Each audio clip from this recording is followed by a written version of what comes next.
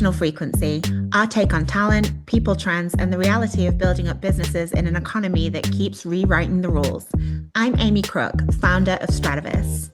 And I'm Erin Totis, Managing Director of Talent Delivery, which basically means I live in the universe of finding the right people to make an impact for our clients fast. Around here, we talk about the real side of HR and talent, what works, what absolutely doesn't, and how to build teams that can carry a business, not drag it down.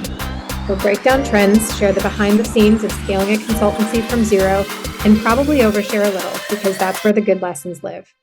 So whether you're building, hiring, leading, or just trying to keep your company profitable, you're in the right place. This is Fractional Frequency. Let's get to it.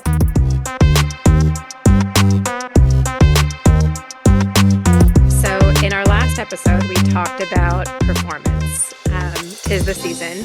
And as always, that bled into a broader conversation about career development, decision-making, and the moments when leaders get stuck in their own heads.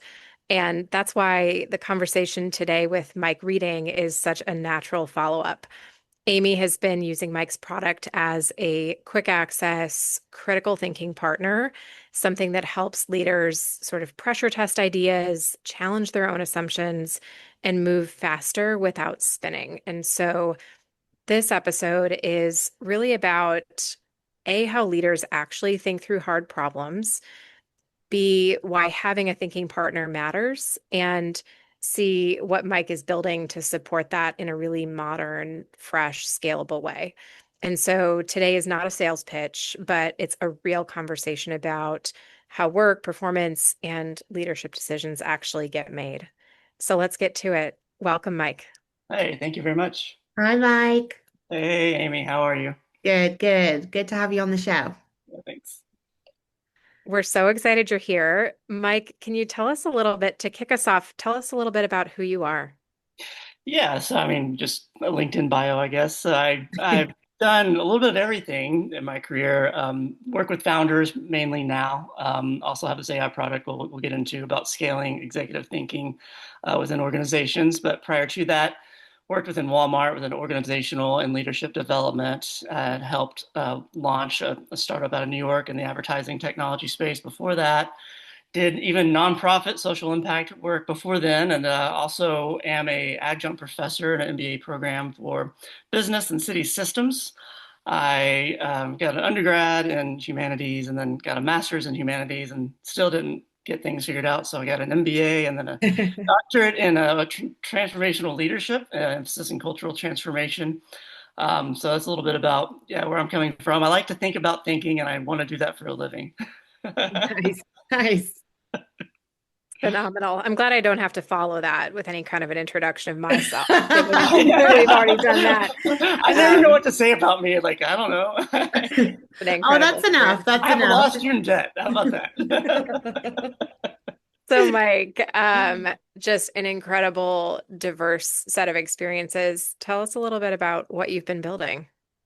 Yeah, so it's kind of the integration of like the degrees aren't just because I wanted some letters behind a name. It was really just a nagging problem that bothered me since college, about how do we think about our thinking in real time in order to upgrade its quality, bring it back to life again for each new time and unique set of circumstances in each place.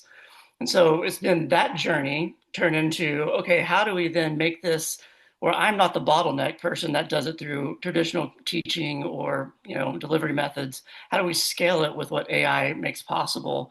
And with that, it's been able to look at how does you have a real-time thinking partner that doesn't do the work for you or tell you what to do, but helps develop the quality of your perception and of your thought and the quality of your decision-making initiative in real time with real work as you go. So it's not disruptive. It's not something else you do on the side. It's woven into your everyday rhythms of work that you already do. And how were you inspired to develop this? Tell us a little bit more about that. Yeah, okay, I'll nerd out for a minute. So the framework behind it is just a type of design thinking. Design thinking, just at its core, is just a discipline of like being intentional about shaping all the stuff that goes into action before you just jump to execution. So you got a lot of design thinking that emphasizes process and continuous improvement, like lean. You got human centered that looks at, let's make sure the decisions that we make with the input we have works for the user, works for the customer. What regenerative design thinking is a little bit different. Instead of looking at the performance of the parts or the people that are in the process, it looks like how do we develop and activate the potential of the whole.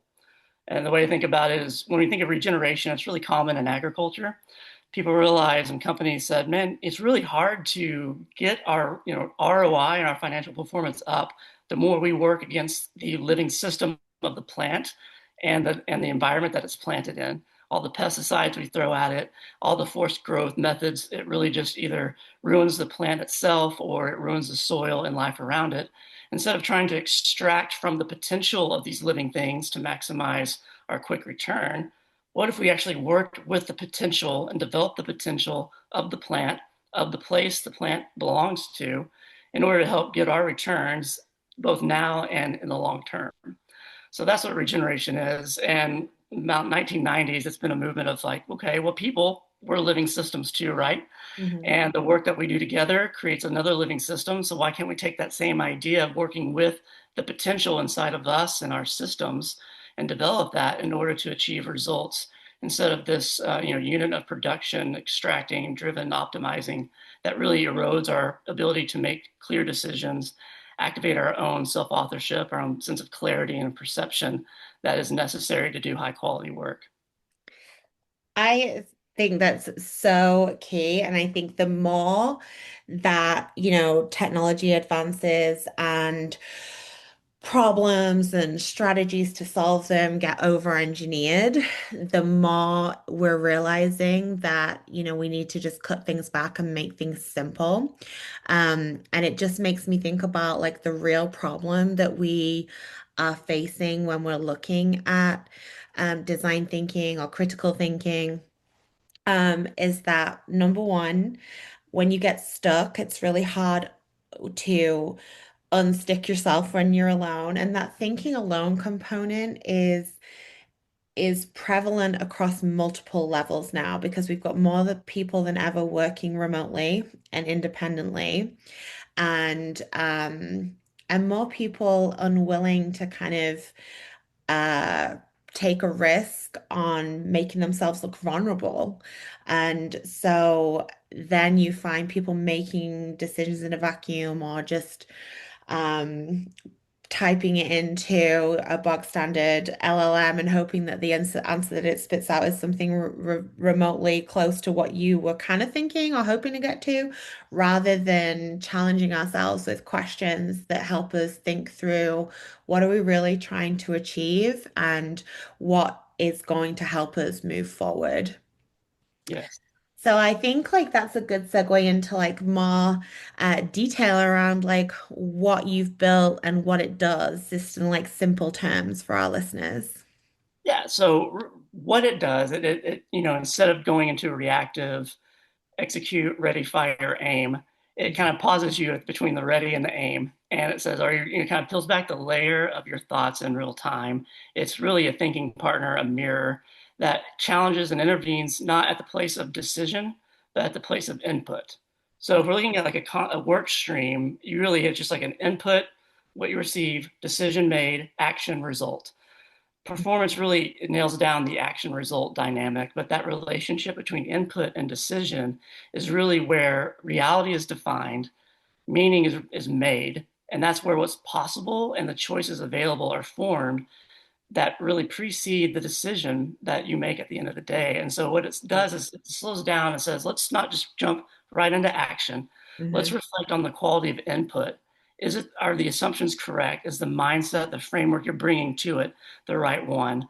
And then is the decision then that you're making based on reality, or is it based off of thoughting someone else's thinking from the past or your own past experience, but doesn't fit this time and this place and this set of circumstances? So it really intervenes not so much at the place of action or even decision first, but it says let's look at the input first to make sure that the reality we're engaging, because it's changing so fast now. Let's make Mm-hmm. sure that the reality is real, that you're making your decisions off of first. Then we'll make sure the decisions are high quality decisions that actually create the result you're wanting. And that is the key, the quality of the decision and thinking it through, not just taking, the quickest possible route to the end game. It's funny because with the World Economic Fair just been taking place. I remember a year ago when it happened, um, all the senior leaders I knew were like rushing back, like it's all about, automation, jobs are going, move quicker, fire everyone, let's do everything's AI. And I remember feeling like that's not my impression at all. And I think the longer we sit with this, the more that like ethical applications and human experience and valuable ideas, new ideas, not regurgitated ideas, are going to become more important.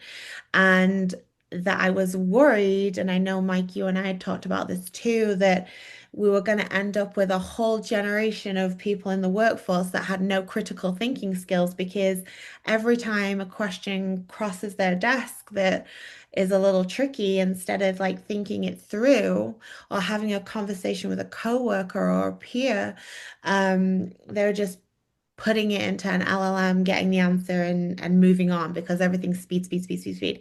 And then I've noticed as people have been coming back from Davos this time, it's it's like, well, it might have been a bit hasty last year, and maybe we need to rethink a few things. Implications are really important.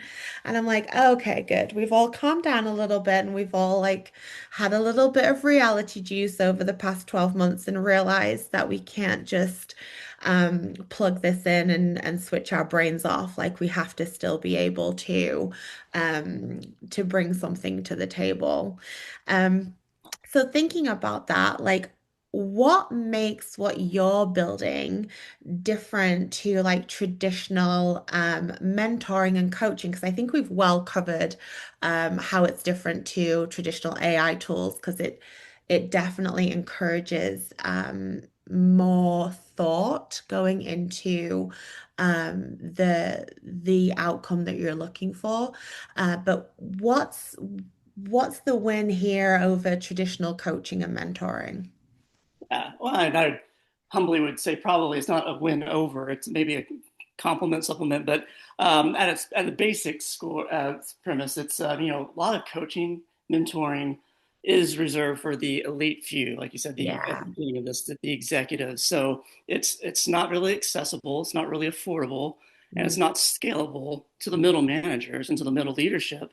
And the crux of most of our organizational issues come with that middle system blindness. Our middle leadership are the highest pressure, most demand. They're supposed to translate top-down OKRs and the bottom-up KPIs. Gallup says they're also the most actively disengaged because we don't help them develop that transition in leadership from action result thinking to input decision thinking. yeah. And they're just left kind of in the middle and treading water. And so we're seeing that in real time where they're just disengaged and falling away. What this does, this tool, is it takes that quality of coaching and mentoring and makes it affordable, makes it accessible to everyone in the moment with real work 24/7 and scalable throughout the organization at the price because it's really, in terms of pricing and all that, it's comparable to like a library of content, but it's a Mm, lot more alive and dynamic because it engages your work. But in terms of its approach, how it's different than coaching and mentoring, I did some executive coaching still with a couple of different institutions and ICF. Coaching really says, okay, you bring the input to us. We help yeah. improve the quality of your decision making.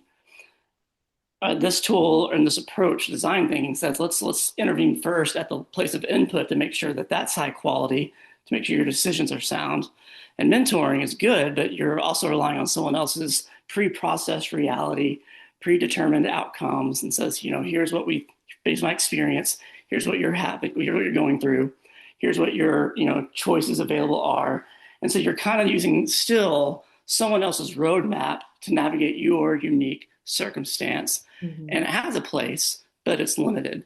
And what Yeah. this tool does, it helps you understand your own unique journey, your own place in your organization, your own role, and the reality and the unfolding, pressures around you in real time, and says what's a signal to move on and what's just noise. Yeah, no, I totally agree, and I think if you'll humor me a moment, Erin, I just want to just I know I talked to you at length about this like previously, but just to share like my experience like when I trialed it. Um it actually was really great because when Mike sent it to me, he had a couple of prompts to kind of get me in the flow of how it works because I'm sure I'm like most people on the planet and have been using an LLM for a couple of years now. And this is very different because as we've said a couple times, you normally put in question or request and your prompt will just push back like and either one or three options for here's the answer. And this is a very different style of interacting with the technology because it comes back at you with things to think about. So I really used it as kind of a thought partner when I was struggling to come to a conclusion, but I didn't necessarily just need a quick like okay, when I was thinking about like what to give an analogy for like an LLM, and I use ChatGPT. It's like, do you remember when you first got access through like Word to the thesaurus tool?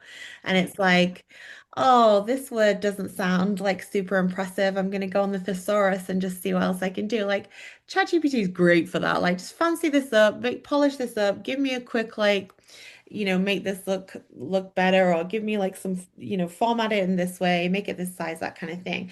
But if you need to have like more of an in-depth discussion, I actually find myself getting a bit frustrated with ChatGPT most of the time because it has its own assumptions and opinions that are not necessarily in line with my own. So I really found it refreshing to use your tool, where the not an answer was pushed back at me, but more like digging into the question behind it. And most specifically, I had a question around pricing on something. And rather than going through just like the usual research methods, I'm part of a few communities and this, that, and the other. I was like, I'm gonna kind of talk this through with my little new friend here.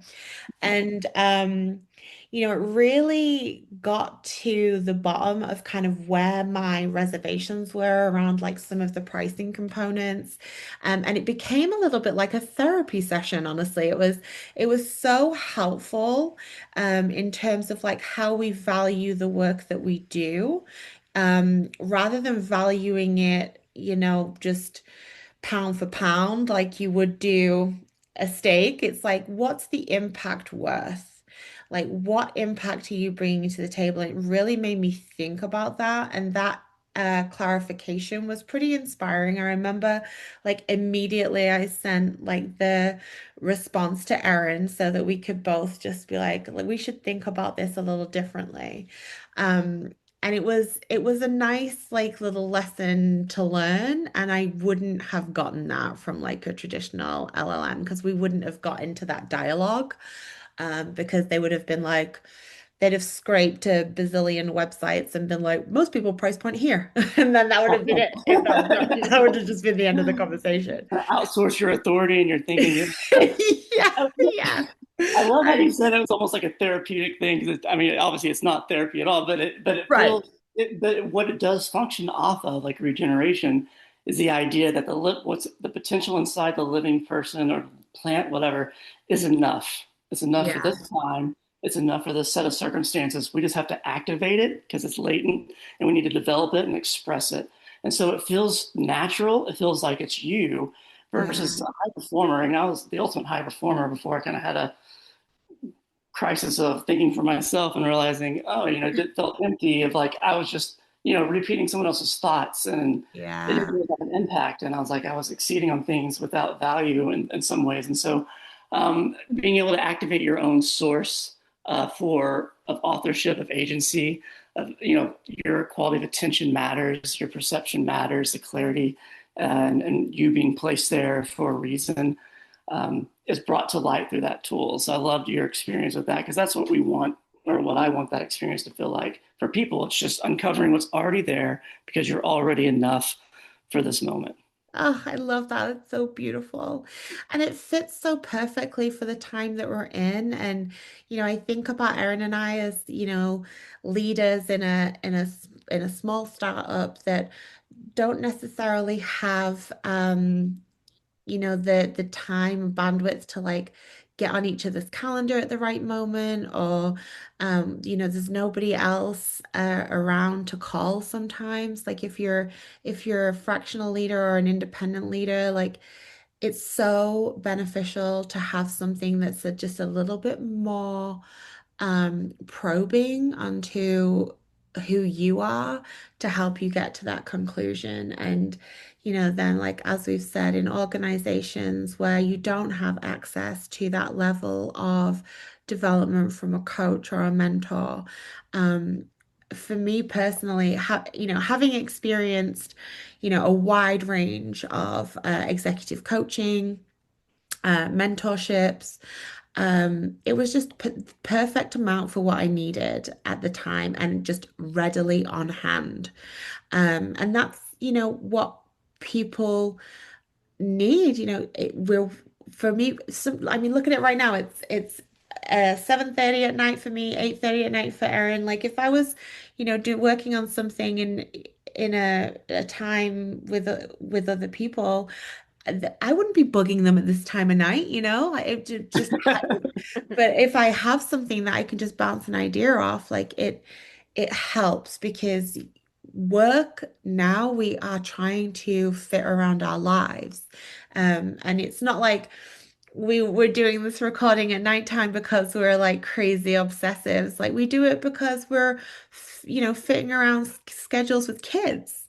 Yeah. Like you've got to maximize the time when your kids are home, and before they go to bed. Like you don't want to miss out on that time. And so then you come back to it a little bit later, and it's great to have something that you can kind of tap into there. So I guess like after all this discussion, if we just like zoom back out a little bit, Erin, you've been sat there quietly listening to me and Mike talk. Like, what's your take on how like the leadership landscape is changing at the moment, and why access to this like, good thinking, critical thinking matters now like more than ever? I think a couple of things, and I'm thinking back to what it felt like to be sort of a middle level leader in on the inside of corporate America. I think that one, it's a lonely place a lot of times, particularly within HR functions, because you have to balance sort of access to leveraging your peers for idea generation and feedback with keeping a lot of the problems that are on your desk confidential. Yeah. And then as you look up, right, you're battling this sort of balance between, do I lean on my leader for help, or does that make me show up in a certain way? And having to think through the consequences, right, of leaning there. Yeah. So you've got this sort of balancing act on one hand, and then I think there's also this just demand for optimal productivity and to move incredibly fast. And Yeah. so there's this weight on your shoulders of I've got to make an intelligent, creative decision, and it's got to be made right now. And Yeah. and so I don't have time always to go and seek feedback from all the sources I'd like to. And so I think about a tool like this as really enabling and enabling sort of lost middle level leaders, senior leaders who don't have a lot of time and access at all times, right? Yeah. To think through with a strong thought partner. Yeah. And two, to maintain confidentiality and have sort of a trusted sounding board. Yeah. Yeah. No, I agree. So, Mike, what are you excited about next as you move forward with this exciting new tool?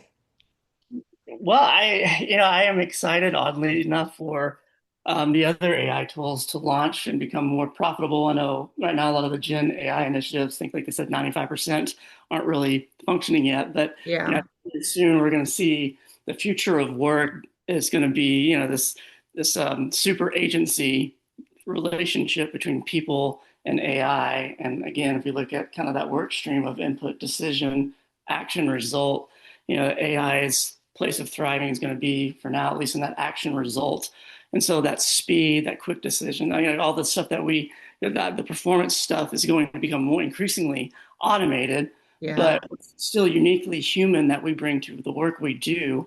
And what's going to become our role in this relationship will be really honing in on the input and decisions. So we're not just making work slop or outputs, waste streams at a faster rate because it's automated, but we're Yeah. now responsible to say, okay, we are the people who actually make sure that the input is high quality and is reality.